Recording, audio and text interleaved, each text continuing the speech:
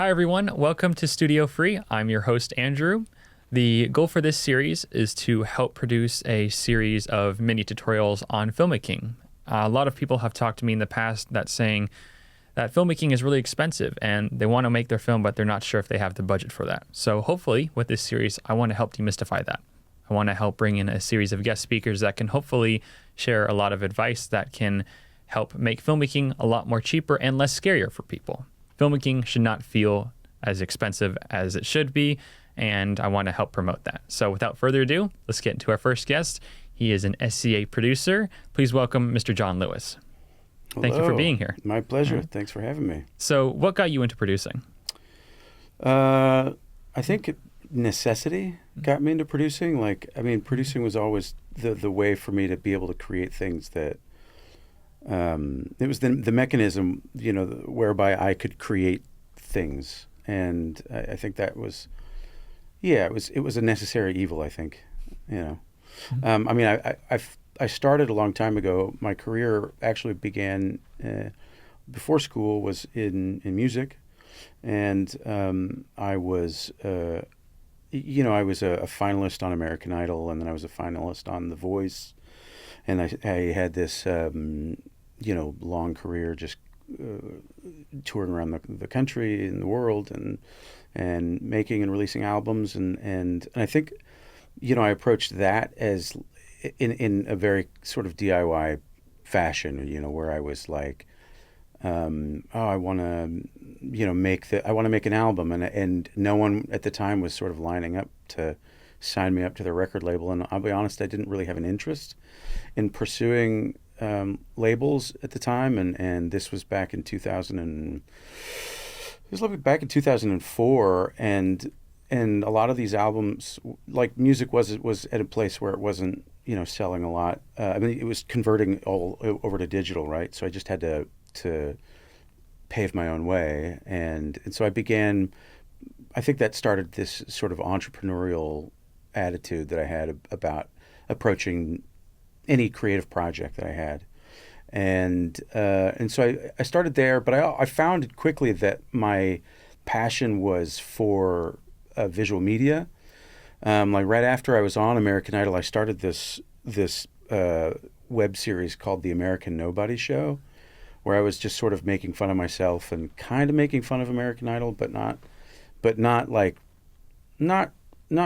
in a very straightforward way. It was just a way for me to kind of editorialize my experiences without having to, without having to tell explicit stories of my experiences. So I had this recap on my show called A Recap in Poorly Drawn Pictures.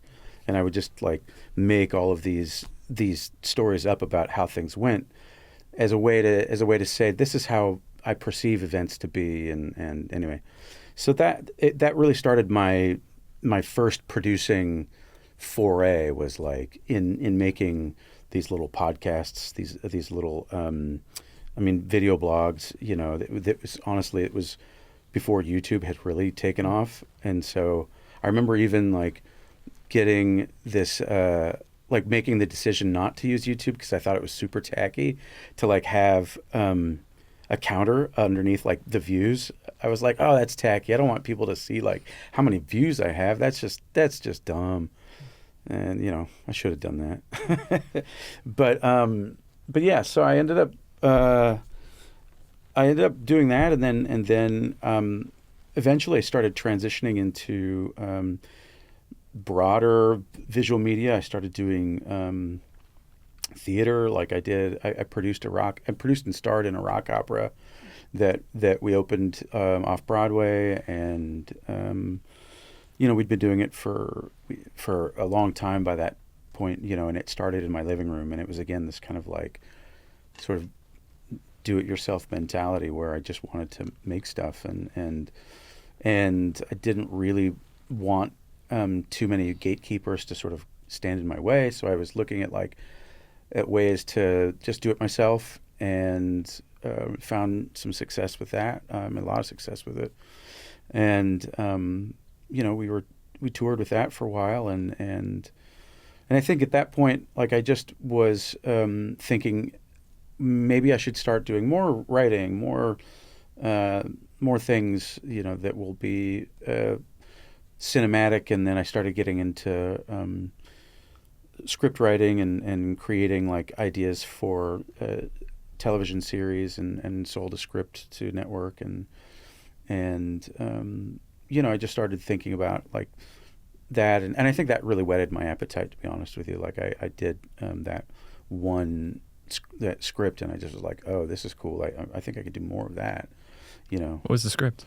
It was actually it was an idea that was based around something I'm doing here at school, because like it was a long process that isn't worth kind of getting into, and honestly, for legal reasons, maybe I'm not even sure if I can.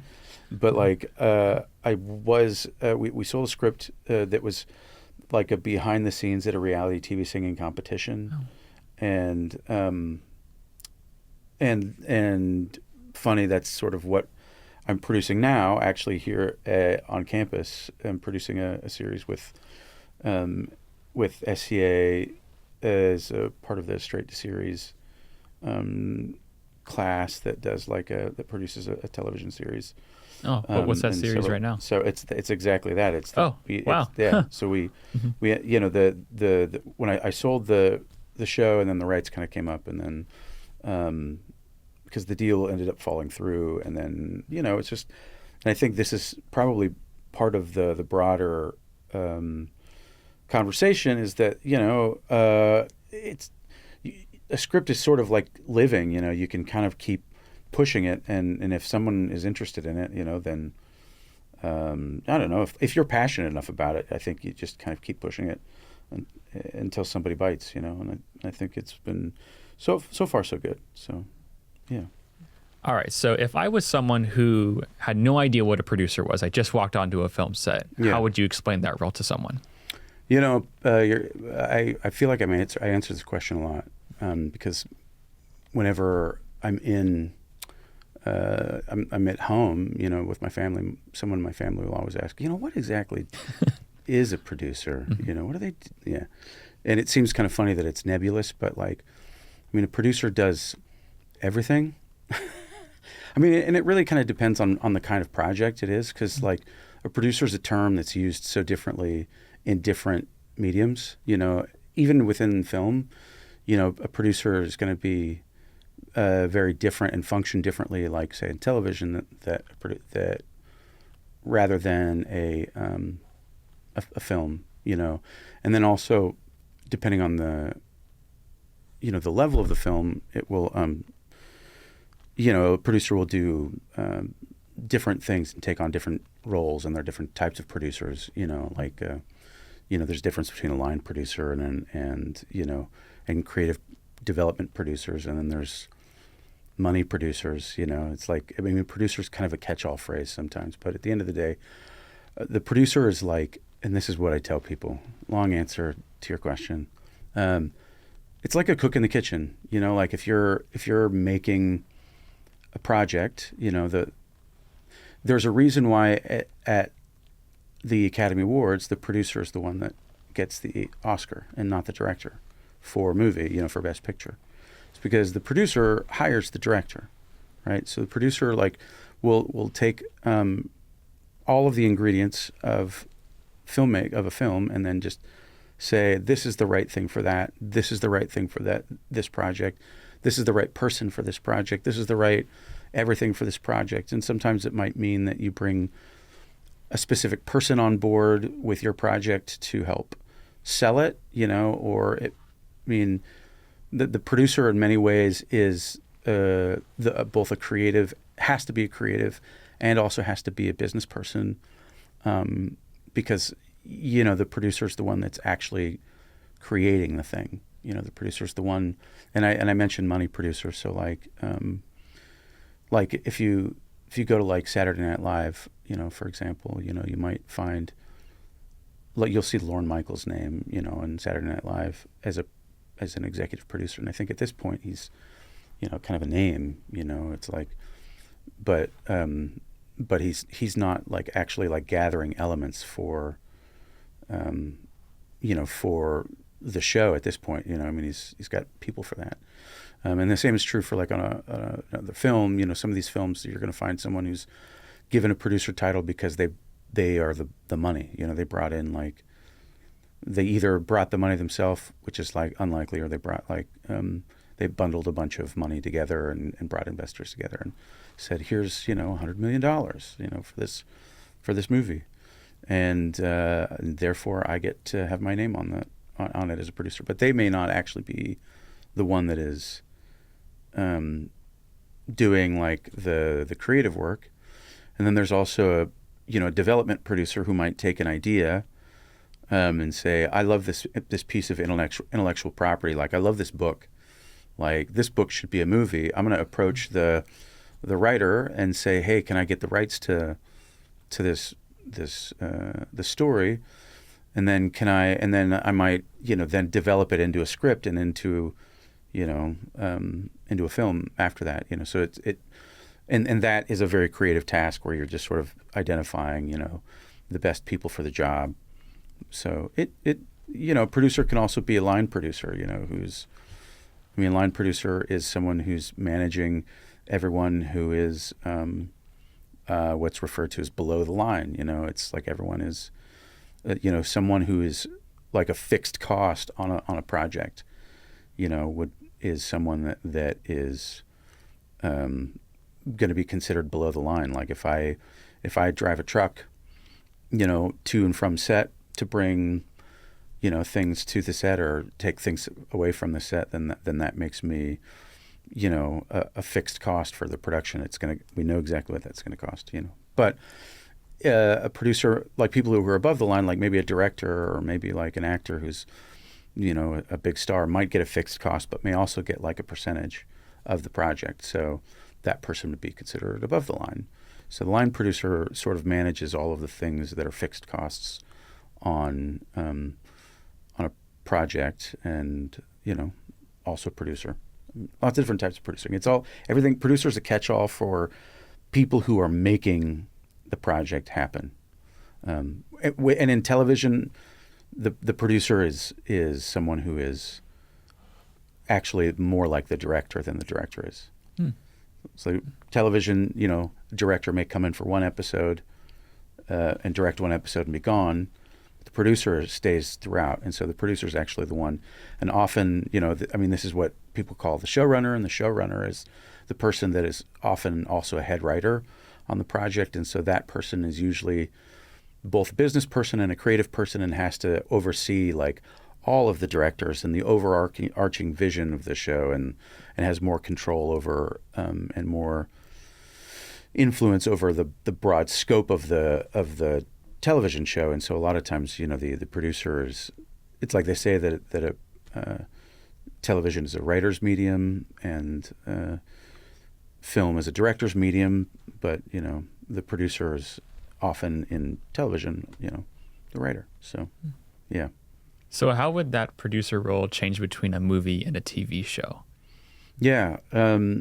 So like I said, the producer role is like in television is very it's very hands-on. You're constantly involved with all of the little decisions that might normally, like in a film project, land on the director's plate. So like the producer may one of the creative producers may weigh in on what costuming is going to look like, what or may weigh in on big picture things that a director might think about in a film, but the producer, like I said, is going to be in every episode, is going to be involved in every episode and be guiding each director into the overarching vision of the show. So they like I said, they're more like a director, in television than they are in film. Yeah, so you mentioned there's a lot of interconnectedness between the showrunner, director, and the producer as well. Mm-hmm. So what would a timeline look like from maybe a project conception with a writer between the actual finished project? How long does it take sometimes to create stuff like that? Yeah, I think for that can vary depending on the project, obviously. and I think every project is different, and there's no one answer for that. I think it also kind of comes down to the demands of the studio, what the studio wants.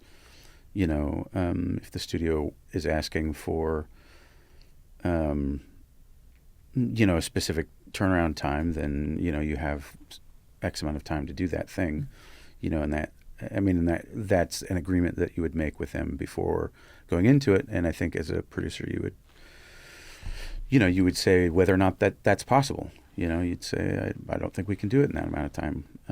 Or I don't know. I mean, it's a conversation, often between the writer and between that. And now, especially with like streaming, it's really different because, television is something that happens, like especially episodic television, traditional television, you have a 1 week turnaround and you have to be producing something every week.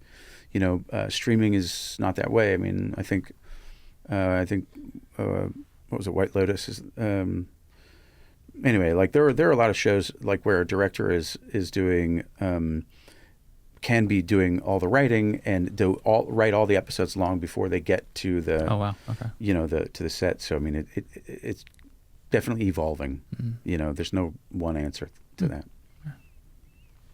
All right. So whenever I go watch a film, the credits, I see there's a lot of different roles, and obviously the producer is just one of several other roles who help make the film possible. So sometimes when I'm making a film with someone, I don't always have so many people to help me out with it. So how might I make a film with a smaller crew size? Like, let's say maybe it's just me and 3 or 4 other people. What might that look like? What does that look like? That looks like a nightmare. That's what that looks like. If you've got 4 people and you're making a movie, I mean, there are. I mean, I suppose it's identifying what are considered to be the essential roles. If you only have one person that's running the camera and one person that's doing sound, and then one person who's directing and or running the slate, and those I think are the vital on any set. I think those are. I mean, and I would even say someone who's pulling focus would probably have to be a 4th. It's like because I think on a set, the 2 big gatekeepers more than anything are like the boom operator and focus puller.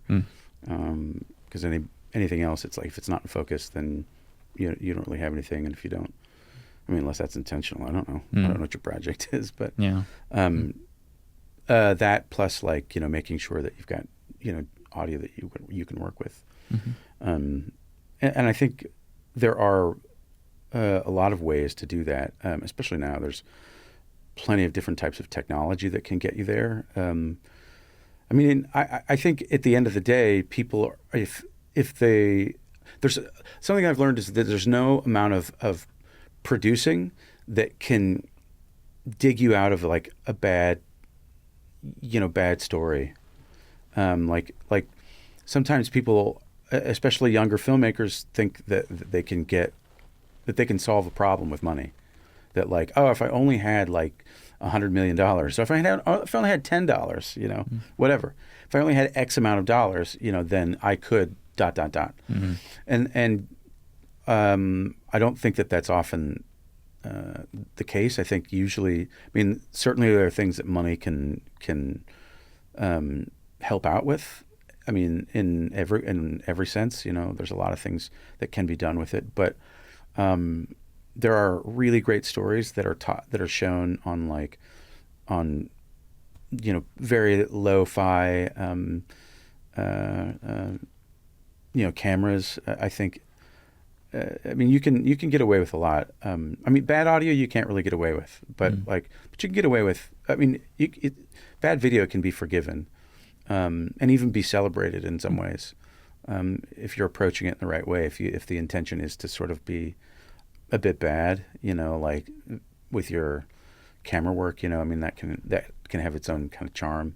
I mean, I think that it's always, if ever I'm working on a budget, and which seems to be more often than not, on a tight budget, that is, then it's always being adaptable. It's like, what can I do with what I have? Like, what do I know that I have that's available to me, and can I adapt my story around that? Like, because what are the things that are great that I've got going for me? You know, what are the strengths of, like, I know someone who's a great actor, you know, and what can I write for that person, you know, or what I have someone who can do this thing. I have a friend with a great camera, you know, okay, well, what camera stuff can I do with this?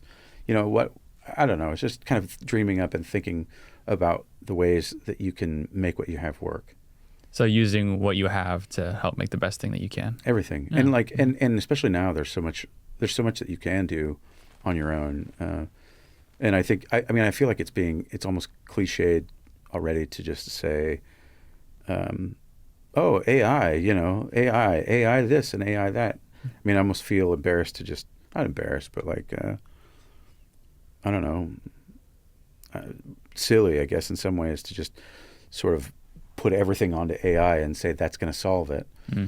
But it can do a lot for you. There's a lot that can be done already with, like, you know, emerging technologies that you can you know, text, type, you know, what video you want, and you can have video clips of what you want just with like typing it out. You know, I mean, you can have, I mean, there's just a lot of services that are inexpensive for you to, like, get sounds. Like, if you wanted to, like, create, like, a decent soundscape for your film, microphones are pretty accessible and pretty small. I mean, there's a way to do a lot of these things, you know, on the cheap. Because I think that money, like, it's sort of like money only will improve your project by small degrees. But like, the big degrees are almost all sort of taken care of by, like, new technology. I think it. I mean, you got to be creative, you know. But there it is. It starts with story. That's what I'm getting, right. It starts with story. 100%. Like, if you don't have a story that's worth telling, then, like, what are you doing? You know, I mean, some people are super in love with the idea of making a film. Some people love the idea of themselves in a film, or they love the idea of, you know, the romantic notion of, like, this is what I'm going to do. But, like, at the end of the day, it's like, what story do you really want to tell? Like, what are you trying to say? Like, what is it that drives you? What is it? Something that you love?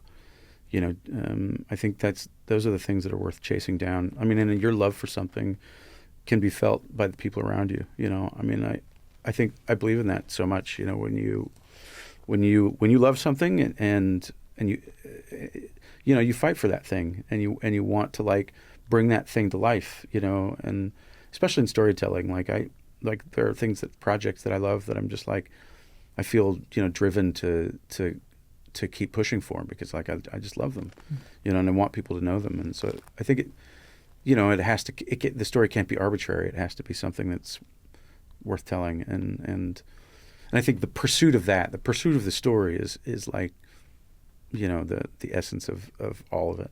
It's what it is. It's storytelling, you know. All right.